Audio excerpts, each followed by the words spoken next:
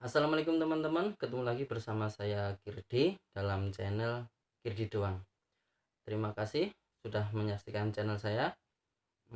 Sebelum kita melanjutkan ke video saya ingatkan pada teman-teman untuk klik dahulu subscribe agar saya lebih semangat untuk membuat video-video berikutnya, dan juga klik tanda lonceng agar teman-teman mendapatkan pemberitahuan terbaru dari video-video yang saya upload.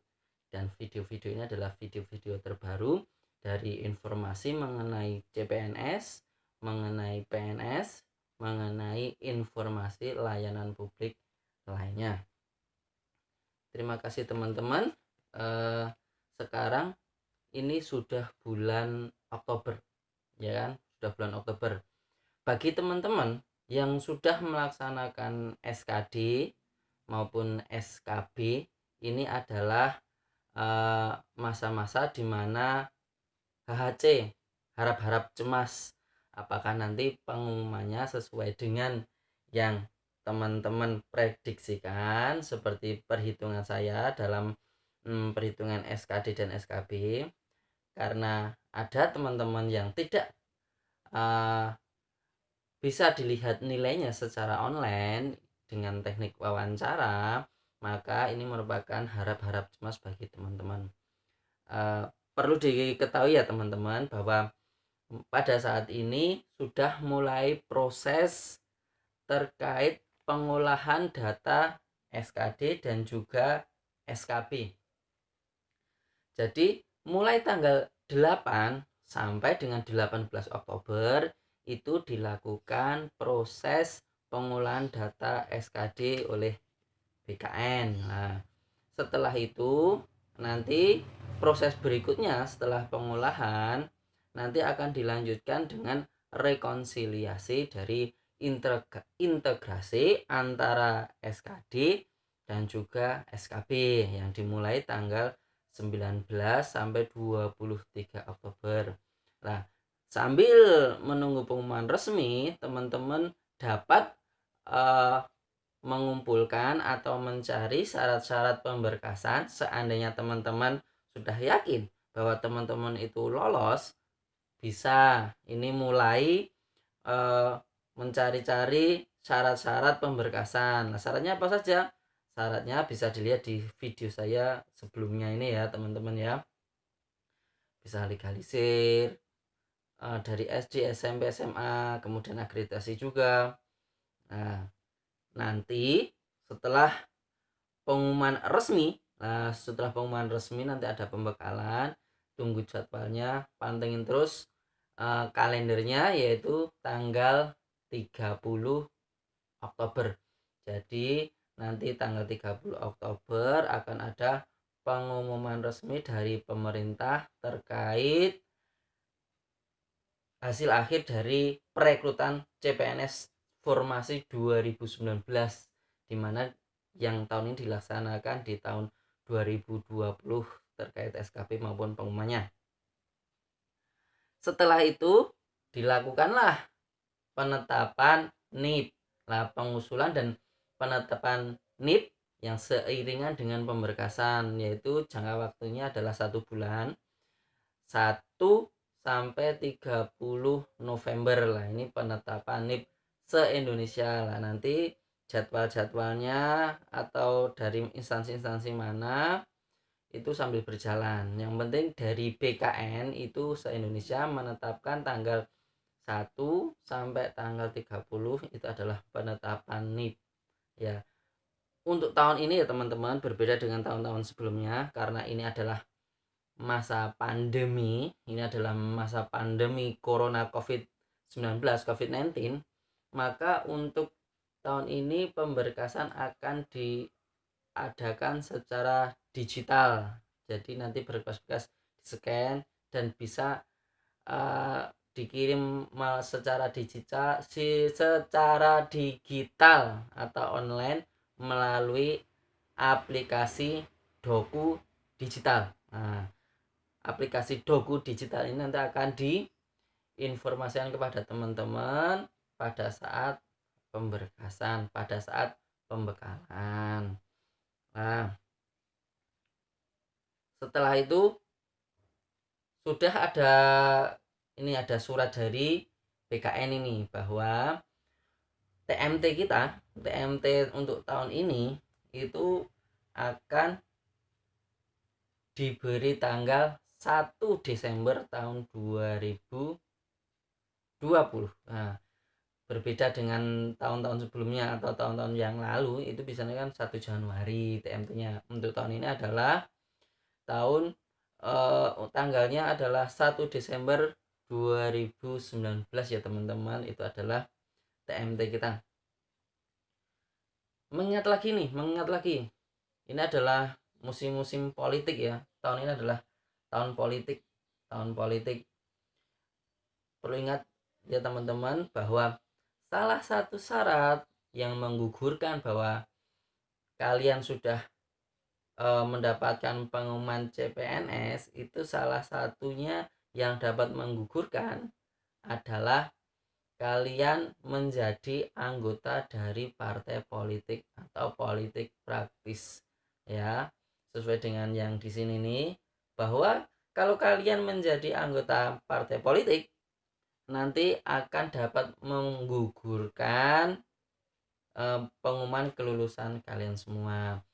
Hal ini sih sudah sebenarnya sudah diatur sejak dulu waktu saya CPNS dulu sudah diatur, dan sekarang sudah dapat diatur dalam peraturan BKN nomor 14 tahun 2018 tentang petunjuk pengadaan PNS. Jadi saya harap teman-teman menjadi calon-calon ASN yang netral, yang tidak memihak sana tidak memihak sini, tetapi dalam pemilihan itu sesuai dengan hati nurani teman-teman. Jadi teman-teman tidak terlibat dalam anggota parpol ataupun politik praktis yang lainnya, sehingga apabila teman-teman dapat lolos menjadi CPNS, teman-teman tidak akan gugur karena hal-hal yang seperti ini. Sambil kita berharap nanti pengumumannya tanggal 30, kita tetap selalu berdoa ya teman-teman, semoga pengumuman tersebut tidak akan diundur, tidak akan dirubah. Selain ada 30 Oktober ini, apabila teman-teman kurang merasa puas ataupun ada sesuatu, boleh disanggah ya teman-teman, boleh disanggah. Jadi nanti diberi waktu selama 3 hari. Selama 3 hari setelah pengumuman resmi akan diberi kesempatan untuk proses penyanggahan. Nah, penyanggahan ini juga dilakukan secara online, secara digital. Jadi kita tidak berbondong-bondong ke BKD, BKN seperti orang demo, tetapi kita diberi waktu penyanggahan selama 3 hari setelah pengumuman. Ini pengalaman ini seperti tahun yang lalu, sanggahan tahun lalu itu banyak dikabulkan terkait pelamaran CPNS yang tidak memenuhi seleksi administrasi. Nah, yang pengumumannya itu sekian, setelah ada sanggahan itu nanti seiring jalannya waktu sanggahan diterima, jadi peserta yang menyanggah yang dinilai memenuhi syarat itu dapat mengikuti tes SKD dengan jadwal menyusul. Ini terjadi pada tahun kemarin juga, banyak sekali sanggahan sampai 1000-an itu ada di provinsi saya. Kebetulan tiap tahun istri saya juga ikut tes seleksi CPNS. Kebetulan tahun kemarin ikut, tahun ini ikut. Nah, tahun ini seperti yang ada di video saya, nanti bisa dilihat hasilnya teman-teman.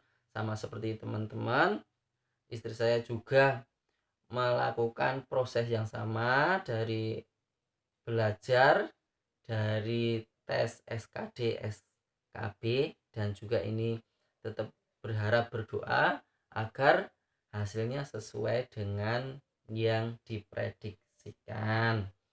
Nah, apabila nanti teman-teman tidak merasa puas, nanti bisa disanggah, diberi waktu oleh pemerintah selama 3 hari.